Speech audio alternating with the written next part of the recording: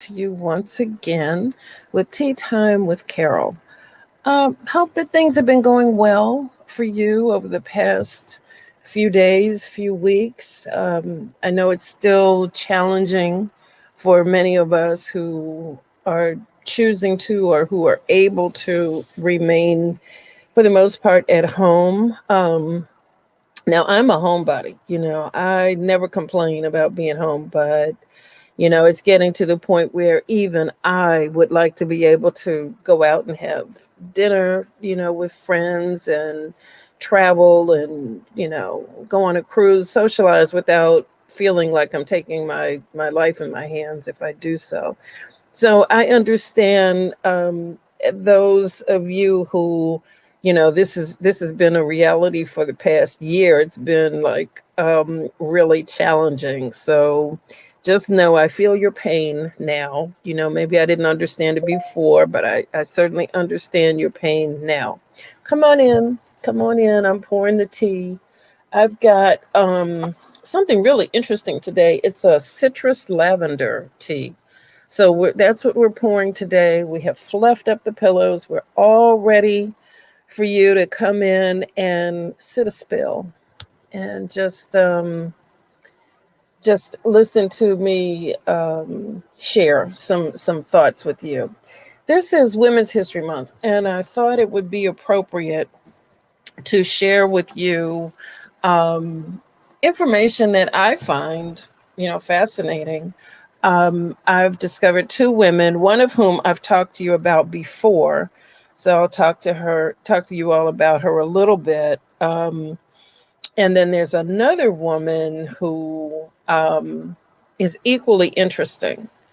Her life is very interesting. Both of them were slaves, and I think it's important that we start putting faces and names to women who came before us who were born into slavery and still managed to leave uncompromising and just really, really ridiculously wonderful lives, even given those circumstances. Um, so I hope you will bear with me. We're not going to be before you long, but I think these are two women. You hear about certain women all the time, and that's no shade certainly on them. They did great things, but there are so many others who are not celebrated and we don't hear about and who've been, forgive the term, whitewashed, if you will, out of history. And the second one is really going to shock you. There's a book that's being written about her, and I think you'll find it very interesting. And just so you know, her name is Julia Chin, and we'll be talking about her. She was married to this country's ninth vice president before he became vice president, and they had two children together. Bet you didn't know that. That's not in your history books. So anyway, we'll be talking about her, Miss Julia. And but the one I want to start with is one whose autobiography I've read. This woman is named, the first woman that I want to talk about. Her name is Amanda Berry Smith. She was born a slave in 1837 and she died in 1915. And during that time, she traveled all around the world, as a minister and as uh, she started an orphanage. She did just all kinds of things, and she when I say around the world, I mean literally around the world. She traveled to England. She traveled to Africa. She traveled just all over the place where she ministered to people. And in her autobiography, she makes it clear that she lived her life in total and complete dependence on God. And it's inspiring because she'll talk about a challenge that she was going through. She didn't have money for something, or she wanted a ticket to go somewhere, or she needed, money for food or whatever. And she would pray about it. And a way would be made. And she talks about this over and over and over. And it's really inspiring when you see how complete God's mercy is. When you rely, when you put it out there like that and say, I don't have a plan B. I don't have a backup plan.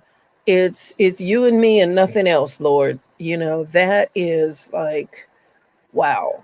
To be able to, take it to that level is just really, really, really wonderful. So that's not to say that her life was without conflict. She had two husbands, and one died, and well, they both died before she did.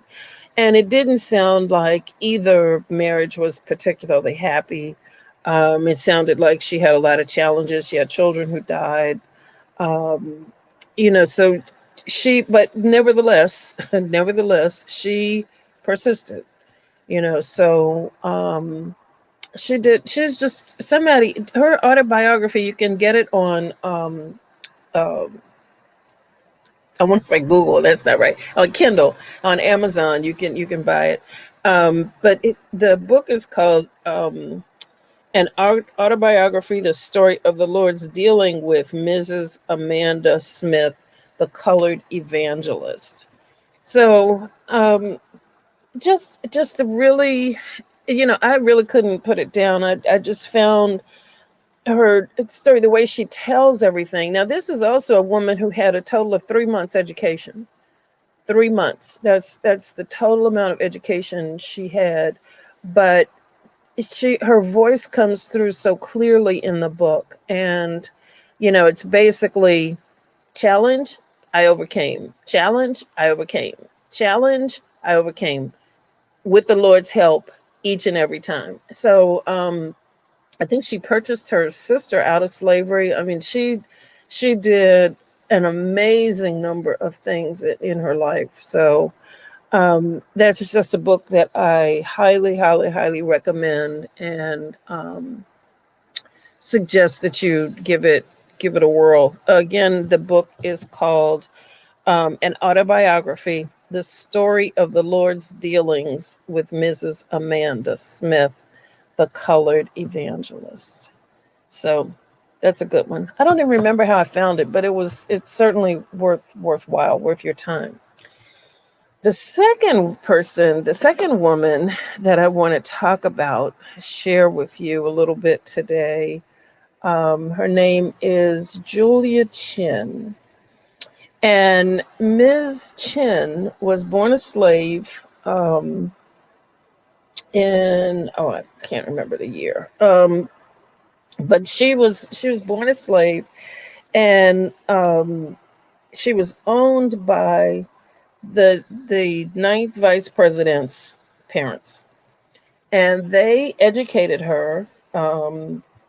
She worked for them, and she was given to the son who even his name is Richard Mentor Johnson.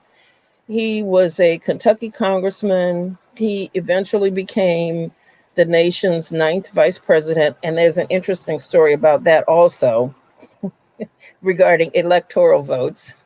Now, how often we just came off of a ridiculous campaign where electoral votes became quite contentious. So this is a story where electoral votes for the first time became a real issue. And just side note there, he was running with Martin Van Buren, and Richard Mentor Johnson did not receive enough electoral votes to assume the vice presidency, and so he ended up being elected by the Senate, which is just a little side note there. But anyway, he was from Kentucky. He was a congressman. Spent a lot of his time in D.C. And when he did, she ran the household.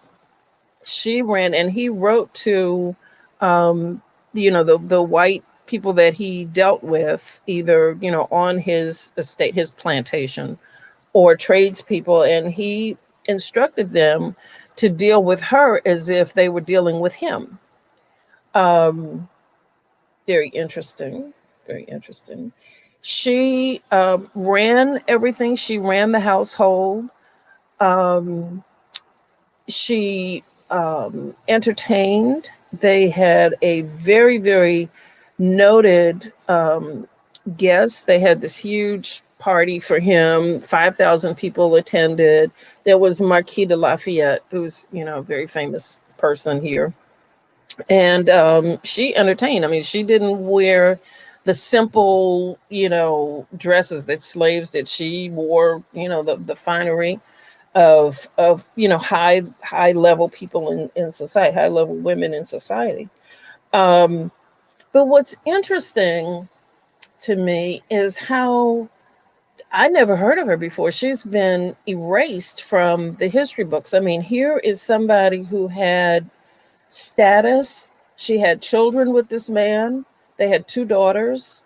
Um, and those daughters went on to marry white men. Um, Wait, I just came across something. Wait.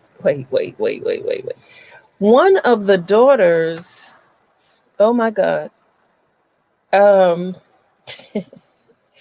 One of the daughters married a man named Daniel Pence, Pence.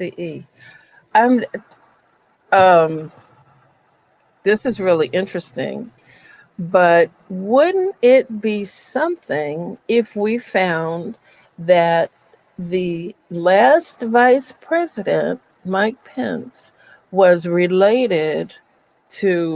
descended from this family and from this woman, Julia Chen? Wouldn't that be interesting? So what I'm saying is, I did not realize this before in doing the research about this woman, but one of her daughters, Imogene, she had two daughters. Daughter died kind of early. They're both married white men. But this second daughter, Imogene, married a man named Daniel Pence. And it just occurred to me that maybe, possibly, it would take a genealogist or somebody to ascertain this for sure. But wouldn't it be interesting if it was learned that the last vice president, Mike Pence, was related and had some um, black blood? Wouldn't that be just so interesting? Wouldn't that be interesting?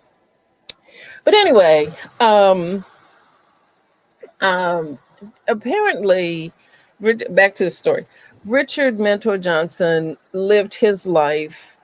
I'm sure they had money and privilege and everything, and he lived his life in a way where his preference for black women was very clear. There was one before he got with Julia. There was another woman that he had a relationship with that he wanted to marry, and his parents objected, and that's probably why they gave him, Julia. And I don't know what they thought that would do, but Johnson referred to her as his bride. And although it was illegal for them to marry, apparently they did have some secret ceremony. And, to outward society, he was considered a bachelor, and so I don't think there was too much of a public acknowledgement of the marriage, but he treated her as a wife and equal. What's interesting, he did not free her. He freed the daughters, but he did not free her. So, you know, one of the things that I think we as a society have to be able to face, everybody wants to just kind of move past and skip over what it meant to be a slave, and we think about it in terms of, the field hands and the picking cotton. And I heard a white guy recently talk. He didn't it was a police officer, and he didn't know his mic was on. And he said, I don't really see what was so bad about slavery. They were provided for, They got food, they got clothing, they got shelter. I don't see what the big deal is. Well, the big deal is you have no say about your life. You are property. You belong to somebody, and it's clear that for all the freedom, air quotes, freedom that Julia had, she still was not free in that, completely. He didn't free her, and that's troubling to me. I know it was a different time, and we don't we don't always evaluate, what happened then by standards of today, but it's just something I will defer to a historian and folks who are much more scholarly than I am to sort of figure that one out, because I just don't get it. I just don't get it. But anyway, Richard Mentor Johnson, back to him, was he fought in the War of 1812. He was considered a national hero. He well, things were cool as long as, he was just doing stuff in Kentucky. People tolerated, and this probably wasn't the only time that a white, plantation owner had a relationship. Well, it's clear that it's not the only time that a white plantation owner had a relationship with a black woman slave. I mean, that's why all of us black folks are the many, many, many different shades that we are. Um, but um, I forgot the point that I was about to make. Oh, when he was elected to the Senate, um, and then he becomes on a national platform, things kind of changed a bit, and there was a lot of controversy. And when he was running for vice president, there were a lot of cartoons and a lot of criticism about his relationship with Julia and their daughters. Although Julia had passed by this point, and the way she died was kind of interesting too. She established, now this is really interesting. She established a school on their property, on the estate, and I read in one place that it was for Native Americans, but I'm not sure. This will have to be teased out a little bit further. But she established this school for whoever. I'm not sure if it was for slaves or Native Americans. And she was also, there was an epidemic in the late 1800s and of cholera, and she did a lot of nursing, and actually she contracted it, and that's how she died. And he did not remarry, but he did have, Johnson, I'm talking about, he did have relationships with two other black women following Julia's death, but apparently her death affected him quite a bit. So I just thought those were two women whose lives we don't really know a whole lot about. We know about Mrs.